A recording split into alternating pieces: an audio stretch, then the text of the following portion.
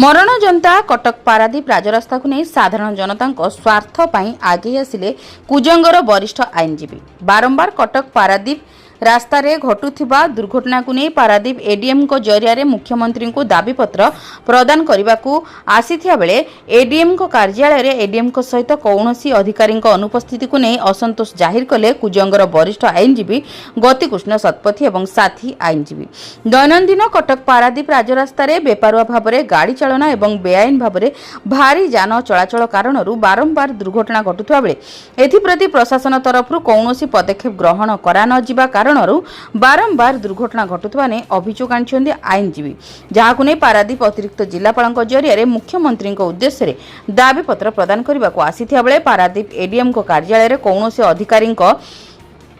अनुपस्थिति कारण असंतोष जाहिर करने सहित एने जिलापाल और मुख्यमंत्री दफ्तर को जीवाकू चेतावनी देइछन्ति कुजंग अंचल वरिष्ठ आईनजीवी गतिकृष्ण शतपथी। जगतसिंहपुर संतोष मल्लଙ୍କ रिपोर्ट, जन अधिकार लाइव।